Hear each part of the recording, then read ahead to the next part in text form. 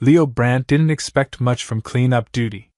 Run diagnostics, sweep for leftover munitions, maybe collect a few alien feathers to sell to weird tourists.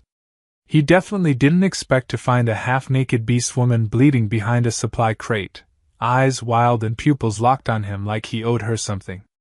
"Easy," he said, hands up. "I'm not here to finish the job." She didn't speak. Just breathed, low, growling, nose flaring. He stepped closer. "You're wounded. Let me check your vitals." Still nothing. Her ears twitched. One leg trembled. Her fur was soaked in something red and steaming. No medkit. Just rations. He fumbled in his pack and pulled out a high-density protein cube. It smelled like spiced cardboard, but it had enough amino load to keep a grown soldier moving. He didn't think, just cracked the seal and held it out. "Here. Eat this." Her nostrils flared. She leaned forward, slowly, sniffed, then locked eyes with him before opening her mouth and taking it directly from his hand. Her tongue brushed his fingers. Leo froze. "Okay. That's normal. Field nutrition. Not weird." Then she growled. But not at him. At the wind, the air, the everything around him. Her body shifted, muscles tense, tail upright. "I'm just gonna call for evac," he muttered, backing off. She crawled forward. Not stood, crawled. And sniffed his boot.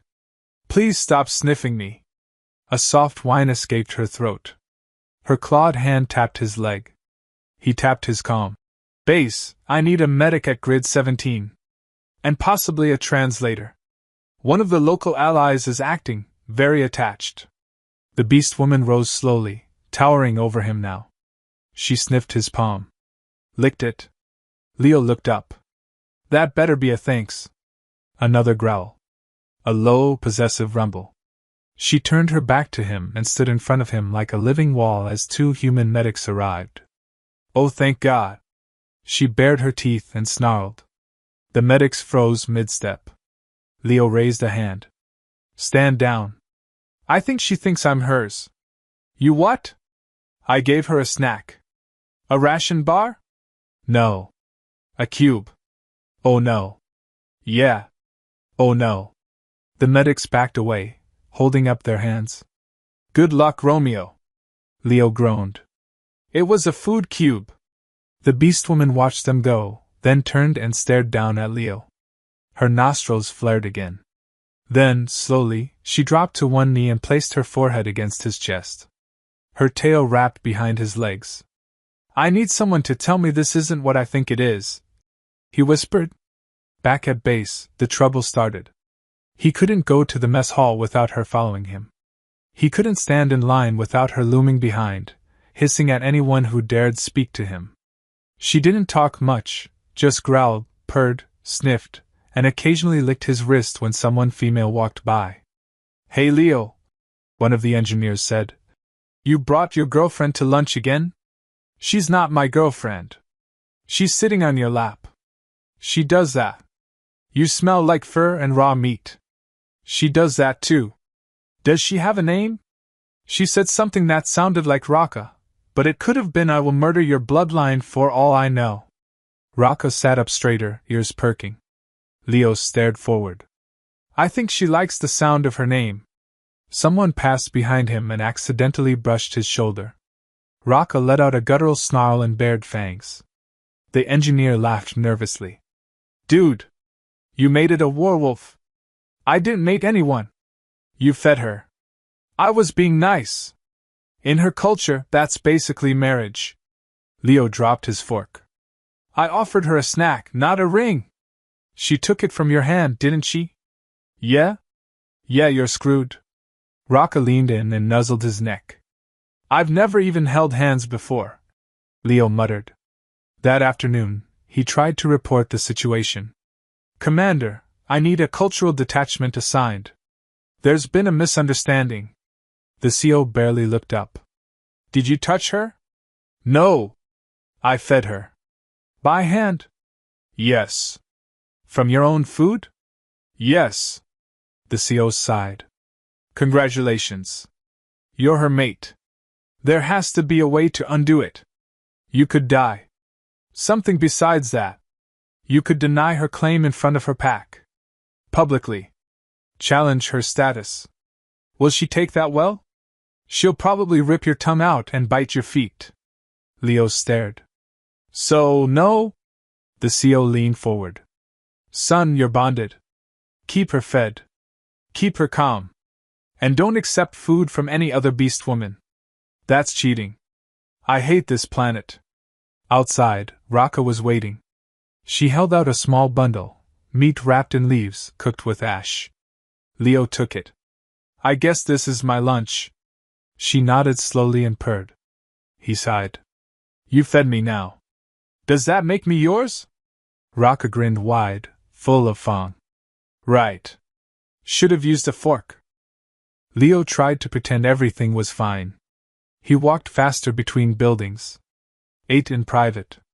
Filed reports through the auto terminal instead of speaking to staff. None of it helped. Raka followed him like a giant, jealous shadow with claws, and she was getting bolder. She waited by the showers, arms crossed, sniffing anyone who came too close. When Corporal Imani smiled and waved, Raka stepped forward, nose twitching, and growled low enough to rattle the tiles. Leo had to fake a stomach cramp just to flee the scene. He tried cornering the translator AI for clarification. Explain this feeding equals mating thing. Is there a loophole? No. Ritual hand feeding of nutritional matter signifies a binding of roles, sustainer and sustained. It activates loyalty reflexes, reproductive assumption, and status bonding in the Yavani mammalian subset. So basically, giving her a cube equals being her husband? Technically, more like life mate provider alpha. But yes, And there's no annulment process? Only via combat or death, Leo stared at the terminal. Fantastic. Raka waited outside the dorm every night now. When other soldiers passed, she stared them down until they crossed the road. When the maintenance drone beeped too close, she slapped it into the bushes. Leo tried telling her to back off, but she only sniffed him and licked the side of his neck, then settled down by the door like a guard dog from space. Someone on base posted a photo of it online. The caption read, "This human fed one Beastwoman. You won't believe what happened next." Over 90,000 shares. The next morning, a junior officer offered him fruit. Thanks, Leo said. He reached to take it, then stopped. Behind him, a low, warning growl. Raka stood at the end of the hallway, eyes narrowed, claws flexing. Never mind, he said quickly, stepping back. I'm good. She's still watching you, the officer whispered. She always is. By noon, he'd been gifted 3 dead birds, 2 fist-sized chunks of raw meat, and what looked like a cracked fawn on a string. Raka shoved them into his arms and stood back, chest heaving with pride. Thanks? She bared her teeth, pleased. A medic passed by, smiling. Wow, gifts already? That's fast. Leo gave her a dead look. 1 snack. 1. You hand-fed her? She was wounded. She was wooed. He looked down at the meat. I think that bird's still twitching. That means it's fresh. She's serious about you. That night he had to sit through a cross-cultural bonding session. The base counselor, a bored-looking woman named Dree, sipped her tea and scrolled on a data pad as Raka loomed beside Leo. So, Dree said, let's open communication. Leo, you feel, what? Trapped. And Raka? Raka growled softly and curled her tail around Leo's leg. Dree nodded. Affirmed. Good. Now, Leo, have you communicated your discomfort? I told her I'm not interested in being someone's chew toy. And how did she respond? She licked my ear and handed me a bone. Symbolic. She accepts your protest and rewards your honesty. That's not how logic works. Raka sniffed his head. Look, Leo said. I just want to eat alone, sleep alone, and not get glared at every time a woman says hello.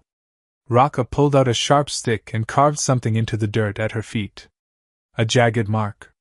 Then another. Dree leaned in. She's declaring exclusion zones. She's what? She's protecting your scent boundaries. It's very romantic. I just want to be unclaimed. Then don't feed Beastwoman by hand. Leo slumped forward. I was trying to keep her alive. And now she's returning the favor. For life. Later, while reviewing drone footage from the skirmish, Leo saw something new. A recording from his helmet cam, the moment he offered the cube. Raka, bleeding, eyes focused, nostrils flaring. Then her lips parting around his fingers slowly. Sensual. Worshipful. Like he'd offered her his very essence. He shut the video off. The next morning, he opened his locker and found a note, written in shaky basic. Mate bond good. Growl only for you. Let others fear. You safe. Signed with a paw print. Leo blinked at it. Then shut the locker and muttered, I'm never dating again. Leo had managed 2 days without a public incident. It was a record. He avoided eye contact. Ate in the storage bay. Slept in a disused maintenance pod to avoid being guarded through the night. Raka had stopped growling, mostly. She followed, watched, hovered, and left unsettling gifts. Today's offering was a perfectly peeled fruit, and what he hoped was not a tooth. Still, it was calm enough to let him believe she was backing off. He should have known better. Trouble came in the form of another Beastwoman. Taller, broader, and scowling like someone had just spit in her meal. Her name, as he'd overheard during a training exercise, was Vura. She was already an elite among her kind, scarred, grim, and known for her absolute lack of patience with humans. So when she stomped into the rec field and declared in her gravel-deep voice, Raka's mail is soft. I will take him. Leo very nearly dropped his tray. The entire field went silent. Raka was across it in 3 seconds, growling like she'd swallowed thunder. Vura raised her claws. If he cannot defend his claim, he should not have fed you. Leo stood, confused. Wait, I'm defending what now? Raka growled again. She pointed to him. Then to the ground. He stays. Mine! Vura sneered. Then let him prove it. No proving anything, Leo said, backing up. I'm a tech, not a gladiator. A translator bought word nearby and blurted. A mating challenge has been invoked. Acceptance required. Can I decline? Decline equals forfeiture of bond. Raka whirled on him, eyes blazing. Do not. Leo held up his hands. I'm not even sure what species I'm married to right now. Vura stepped forward and dropped a hunk of meat onto the ground. It was raw. Dripping. She snarled and took a bite, never breaking eye contact. Leo looked to Raka. What's the play here? She pointed at the meat. Eat. With strength. He blinked. You want me to eat meat at her? Show your bite. Prove your power. You realize I'm going to get salmonella, right? Still, he knelt, picked up the hunk of meat with shaky fingers, and took the most unconvincing bite imaginable. It was cold, slimy, and vaguely fishy. He nearly gagged. Vura snorted. Pathetic. Leo stood up. Yeah? Well, at least I don't chew like a trash compactor. A murmur rippled through the crowd. The translator bot sputtered. Insult recognized. Response pending. Raka smiled like she just watched him stab a rival. She stepped forward and offered him another bite. He took it. The crowd gasped. Apparently, a shared second feeding was some kind of sacred confirmation. Vura's eyes narrowed. Then Raka pulled Leo in by the arm and bared her throat to him. What's happening now?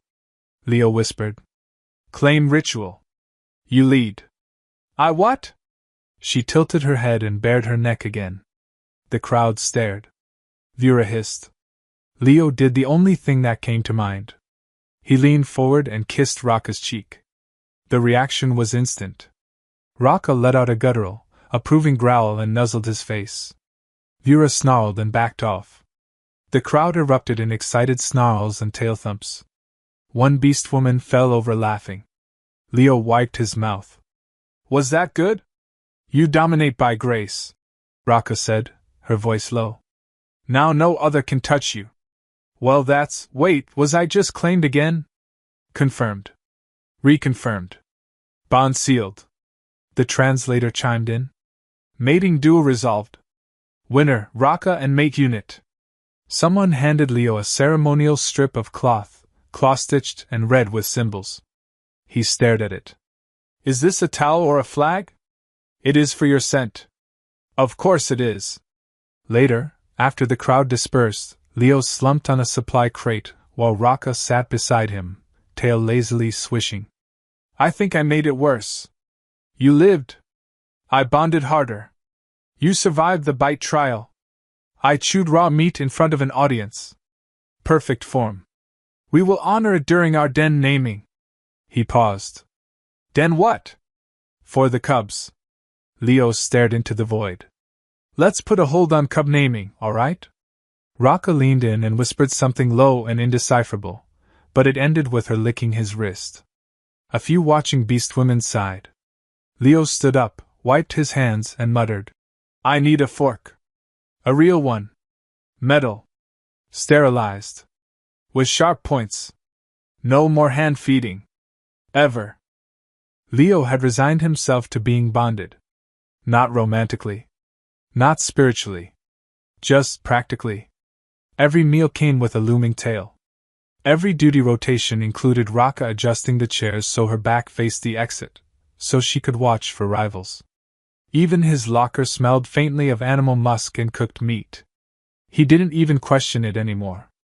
That morning she greeted him with a dried strip of meat folded inside a pouch of fur. A gift. Or a bribe. Or a breakfast. He wasn't sure anymore. He accepted it with a grunt, which apparently counted as affection because she purred all the way to the mission briefing. The other soldiers had stopped mocking him.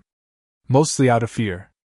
Private Noise tried to high-five him once, and Raka hissed like a boiling kettle. The medics just nodded from a distance now. The counselors left him alone. One of the security AIs had quietly flagged him as culturally entangled, non-hostile. He considered escape. Often. But then came the strange part.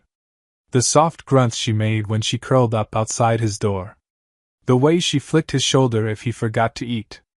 How she threw a blanket at him when he snored too loud. It wasn't romance. It was pack logic. And for some twisted reason, it kind of worked. They trained together. Well, she trained. He gasped and rolled while she barked orders and occasionally swatted him with the flat of her blade. When he complained, she fed him again. Directly. No questions. Just a meat cube from her hand to his mouth, followed by a gentle headbutt to the chest. He stopped resisting. The other Beastwomen backed off now. Vura even nodded in reluctant respect one afternoon as Leo ducked behind a crate and Raka barked a protective command. He was officially hers. No one challenged it. No one wanted to. Still, he had one request. I need one meal without being watched. Raka blinked. Mate eats alone? Just once. For privacy. For digestion. She considered it. Then, to his surprise, she nodded and stepped away. He sat. Ate in silence. Bliss. 10 minutes without a shadow. Then a cadet walked past and said, Hey Leo, eating alone today? From the roof above came a guttural snarl so deep it made the cup on his tray vibrate. He didn't even look up. Hi, Raka. She leapt down and landed beside him, glaring at the cadet until they scrambled away. Then she pulled out a cloth bundle and unfolded what looked like 2 skewers of spiced meat. He opened his mouth to protest, but she held one up and gently nudged it into his mouth. He bit. Chewed. Sighed. You just couldn't let me eat alone. Mate eats better when watched. He couldn't argue that. It was actually good. She leaned in, lips close to his ear. Only my feeding keeps you strong. He coughed, nearly choking on the meat. You can't say things like that in public. Why? It is truth. He shook his head. You know what? Fine. We're bonded. You win. I accept. Raka made a low, pleased rumble and sat beside him, tail brushing his ankle. He didn't fight it anymore. She wasn't going away. And maybe, somewhere between the food, the growls, and the non-stop threat displays, she'd actually started caring. In her own terrifying, meat-offering way. He turned to her. You know, on Earth, feeding someone usually comes after the mating part. Raka grinned. You humans are slow. He smirked. And you bite first, ask questions later. Yes. But only soft for you. His face flushed. He stabbed another skewer. If I eat another gift, does that mean we're expecting cubs? Maybe. He sighed. I really need to learn your laws before I accidentally become a father. Raka placed a paw on his shoulder. You learn. I teach. Please start with the parts that don't involve fangs. No promises. They ate in silence after that. Not peaceful silence. But the kind you grow into. Acceptance wrapped in muscle and ritual and growling at innocent bystanders. Later that night, he opened his locker and found a new item, a carved wooden plaque, marked with both their names, hers in claw scratch, his in crooked basic. Below it, the beast word for claimed. He stared at it for a long moment, then hung it on the inside of his door. All right, he muttered. Just don't expect a honeymoon unless it comes with utensils. From outside, Raka growled softly. She'd heard. Of course she had.